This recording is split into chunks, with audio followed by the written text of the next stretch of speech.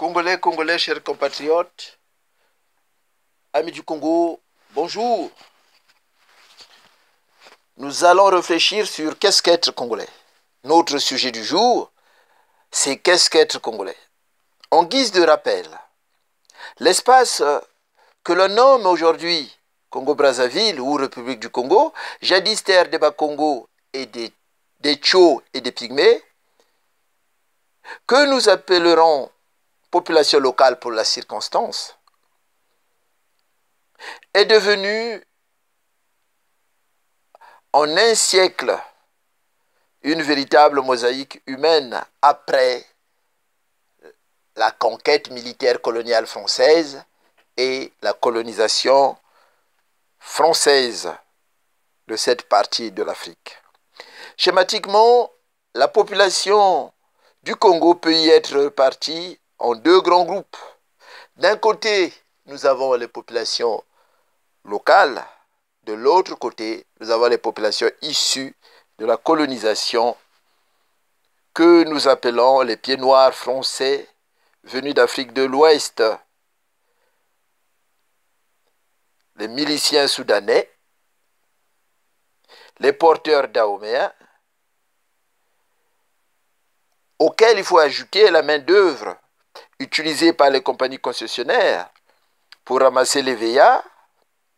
Il y a aussi des prisonniers qui ont été déportés pour exécuter leur peine au Congo. Nous avons aussi les travailleurs qui ont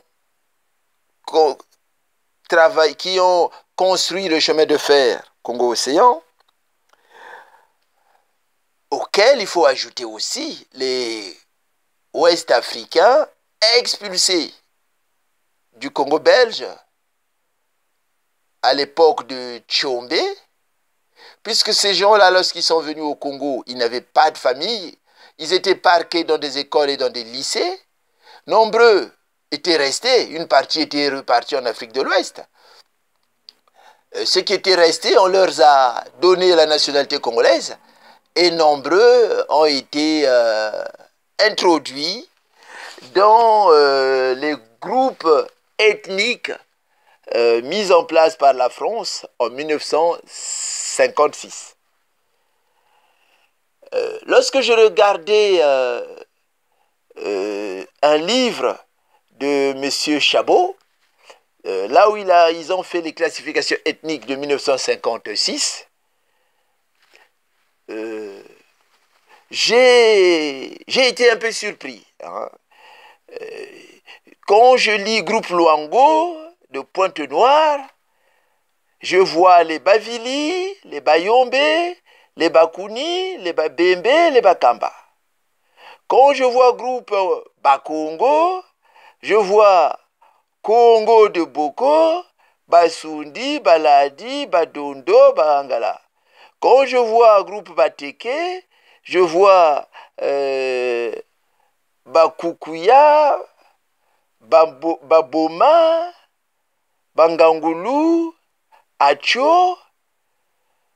Quand je vois le groupe Boubangi, donc Foroussé, je vois Baboshi, Bafuru, Kouyou, Makwa, etc., etc. Donc c'est pour vous dire que le Congo, c'est une mosaïque humaine. Voilà l'exemple. La classification ethnique des peuples du Congo a été faite par le colonisateur.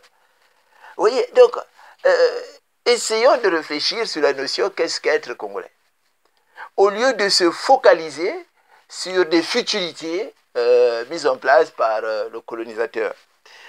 Donc voilà pourquoi nous disons, si on veut que notre pays, dans notre pays, qu'il puisse y faire bon à vivre, si dans notre pays nous voulons qu'il y ait le vivre ensemble, l'unité nationale, il faut définir la notion qu'est-ce qu'être congolais. Qu'est-ce qu'être congolais? La réponse à cette question dépend de quel côté on se trouve. Pour les Congolais issus de la colonisation, pas tous. Pour les Congolais qui ont servi la colonisation comme miliciens ou comme administrateurs, voilà, pour ceux-là. Parce que les autres, par exemple, il y a eu des prisonniers qu'on a déportés pour venir exécuter les peines. Il y a des gens qu'on a amenés pour travailler, pour ramasser les VA. Au départ, c'était des contrats, mais qui se sont transformés en corvées. Donc, après la fin du contrat, le monsieur ne pouvait pas rentrer chez lui. Il était assigné à résidence fixe. Vous voyez ce que ça fait? Pour ceux-là, non. Mais pour ceux qui ont servi en tant que miliciens, et pour ceux qui ont été utilisés comme commis dans l'administration coloniale, parce que c'est ceux-là, c'est à ceux-là que la France a remis les clés du Congo. Pour ces Congolais issus de la colonisation, le Congo est un don légué par le colonisateur pour services rendus pendant la colonisation. Le Congo, c'est une continuité de la colonisation. Pour eux, être Congolais, c'est servir d'abord le maître, le colon, et défendre ses intérêts économiques sur place. S'il faut massacrer les populations locales, c'est sans pitié qu'ils le feront. Parce qu'ils sont soutenus par le colonisateur. Ils peuvent massacrer, ils n'iront pas à la CPI. On l'a vu en 97, c'est ce qui s'est passé. On l'a vu pendant... Si vous voyez tous les régimes de l'indépendance jusqu'à aujourd'hui, ils se sont comportés de la même façon vis-à-vis des populations locales. Vis-à-vis des populations, ils sont comportés de la même façon.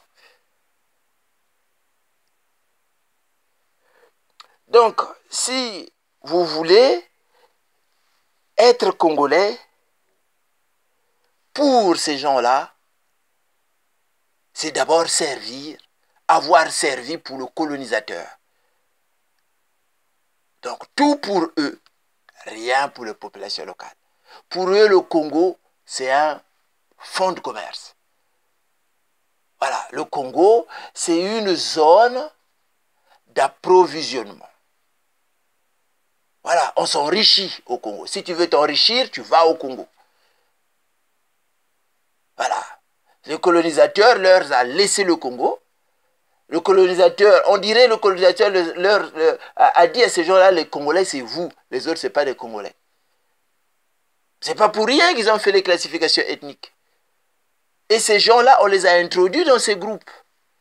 On sait que les Luango, c'était la terre des Bakongo. Mais on ne les voit pas quand tu cites.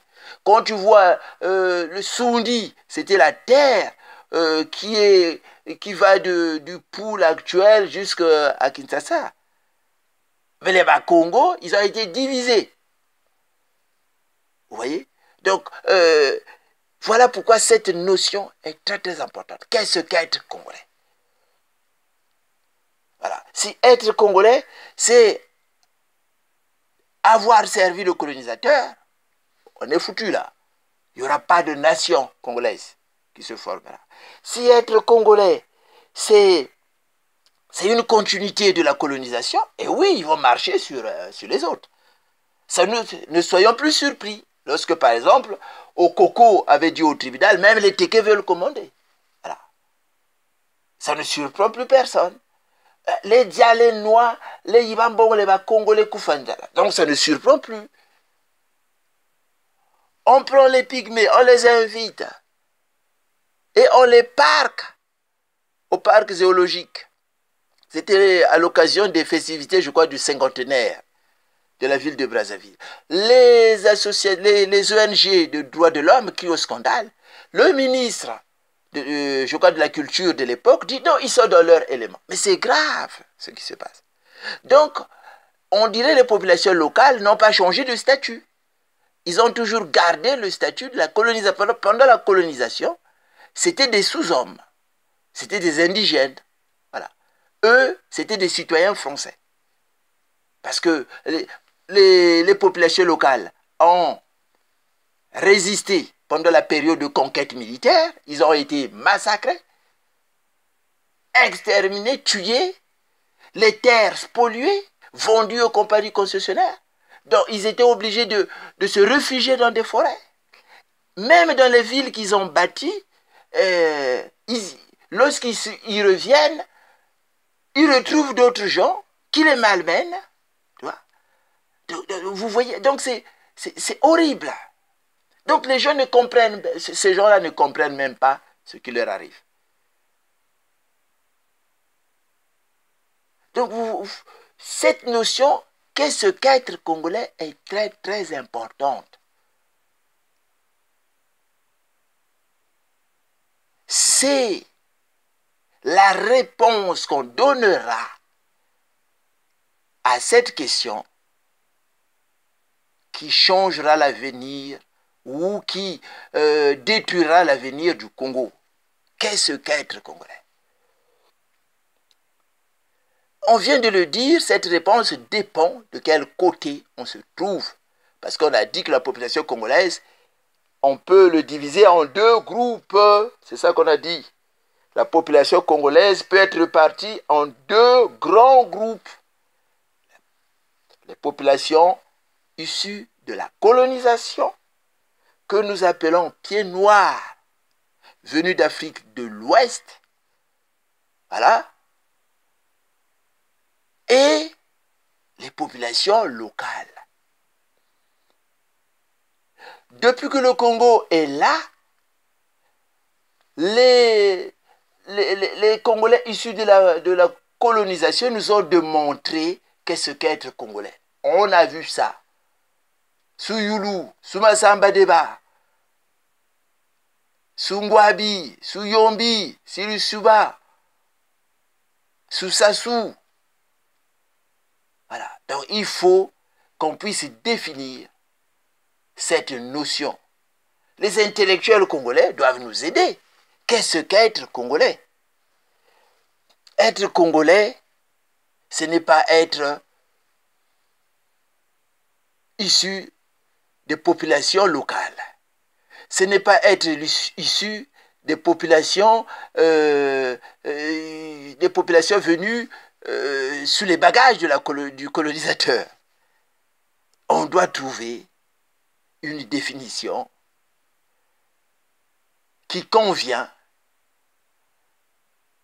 à cette notion. Si on n'arrive pas à définir qu'est-ce qu'être congolais, si on n'arrive pas à trouver un consensus sur qu'est-ce qu'être congolais, rien ne marchera.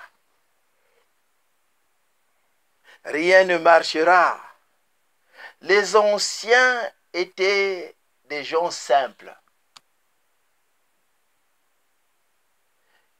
Oui, ils se mêlaient facilement, ces gens-là, je crois, au peuple.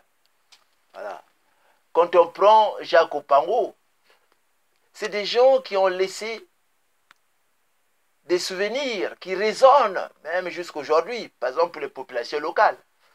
Pour les populations locales, s'il y a une personne qui s'est battue pour ce pays, en dehors de Machua, le Bouetambongo, et c'est Jacques Opango. Parce que Jacques Opango a refusé de signer l'indépendance. A refusé de proclamer l'indépendance avec Youlou, parce que pour lui, c'était incompréhensible. On devait au moins s'asseoir, discuter. On devait au moins rappeler aux colonisateurs ce qu'il avait fait dans ce pays. Jacques Opango est le seul à tenir face à Youlou et à Massamba Deba le jour du vote pour la déportation des Machuanis, parce qu'il y avait une loi qu'ils avaient votée. C'est Jacques Opango qui s'est opposé. Il s'est abstenu, il n'a pas voté cette loi. C'est ça, être congolais. C'est ça, être congolais.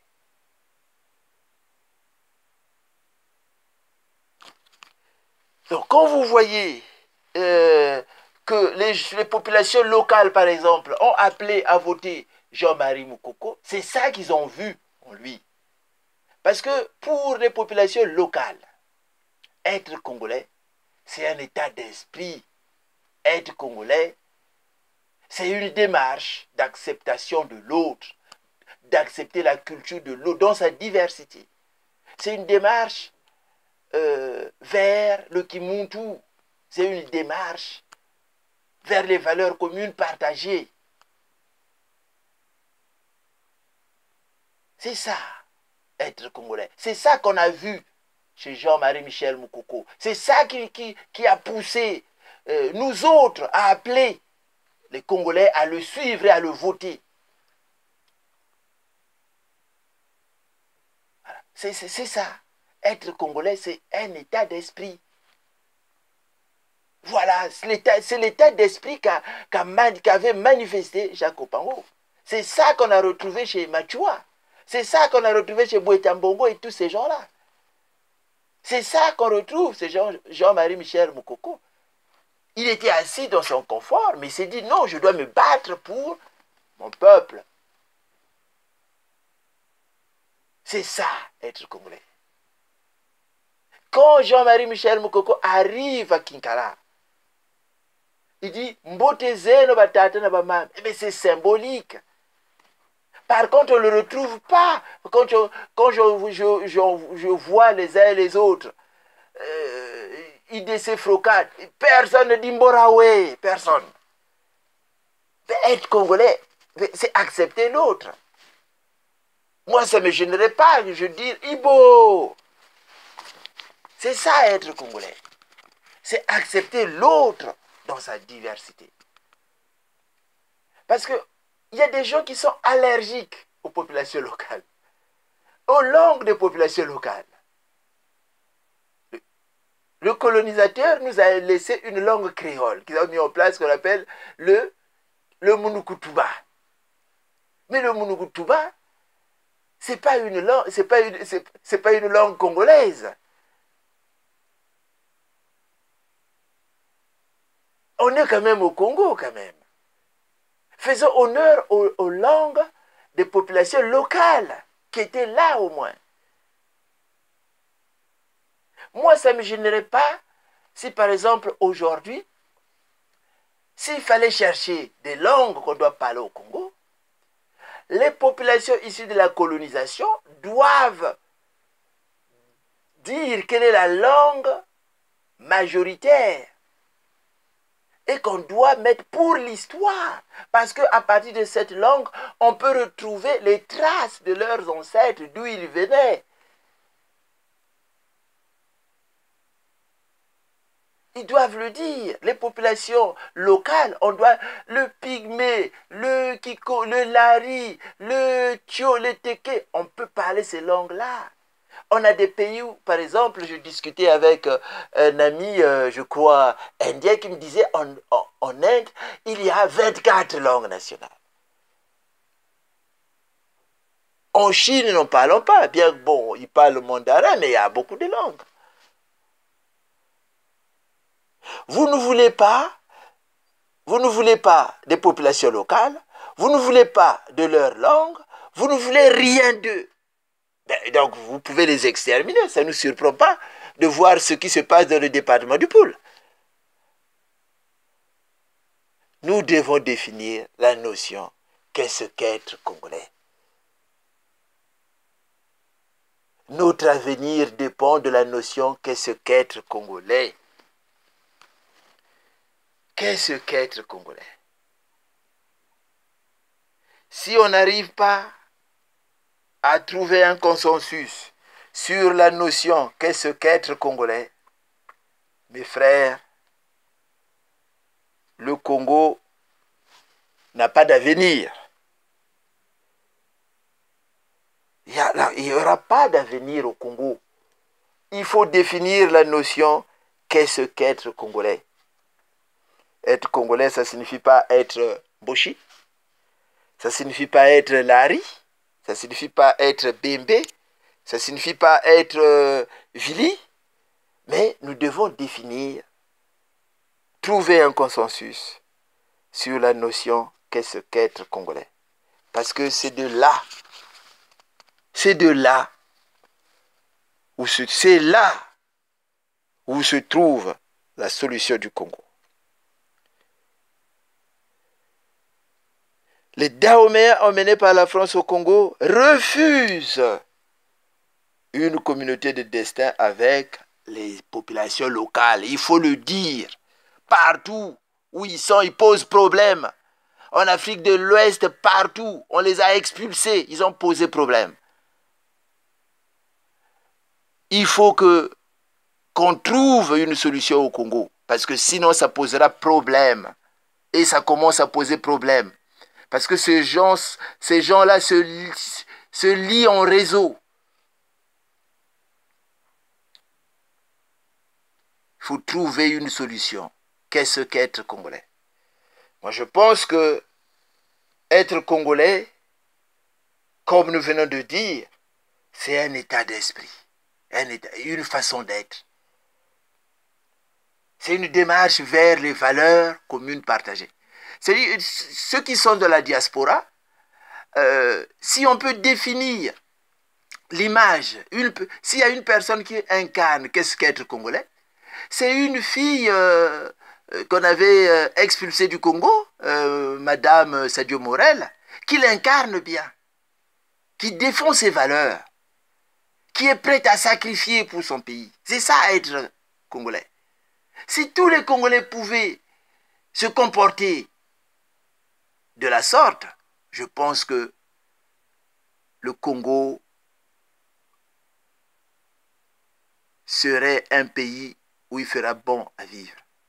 Parce qu'il faut défendre les valeurs communes partagées.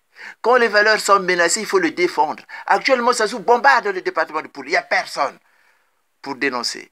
En dehors des partis politiques et de quelques rares intellectuels comme M. Alem Abankou, mais il n'y a pas que lui, il y a beaucoup d'intellectuels au Congo. Au Béga, où est-il? Que fait-il? Pourquoi ne parle-t-il pas? Les autres partis politiques, il y a beaucoup de partis politiques au Congo. Il n'y a pas que l'IDC Frocade. Et le général Mokoko. Qu'est-ce qu'être congolais? Moi, je pense que c'est là où se trouve la solution et le malheur du Congo.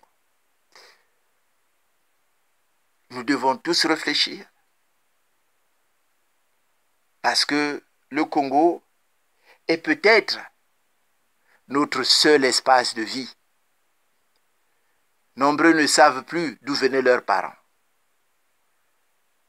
Il faut mobiliser les énergies, trouver un consensus et définir cette notion de qu'est-ce qu'être congolais. Être congolais, c'est accepter l'autre. Être dans sa diversité, qui vienne d'Afrique de l'Ouest ou d'où, tant pis, à partir du moment où les valeurs communes partagées sont respectées, la constitution est respectée, il est battu, le monsieur, il téléphone l'autre candidat pour le féliciter. C'est ça, être congolais. Être congolais, c'est se dire, si c'est bien, c'est bien, si c'est mauvais, c'est mauvais. C'est condamner l'autre lorsqu'il se trompe. C'est critiquer l'autre. Mais être congolais, c'est pas former des milices. Voilà. Être congolais, c'est pas ça. Parce que on dirait il y a des gens qui trouvent que les autres n'ont pas droit au chapitre. Peut-être c'est la France qui passe derrière ces gens-là. Mais parce que si on voit bien tous ces gens-là qui se comportent, qui rejettent les autres, et pourtant, nombreux sont des francs-maçons. Mais c'est-à-dire, quelle image ces gens-là donnent de la franc-maçonnerie? Mais quelle image projettent ces gens-là de la franc-maçonnerie? Mais dites-on que c'est des bâtisseurs là-bas. Mais comment ils peuvent se comporter comme ça? Rejeter l'autre, diviser.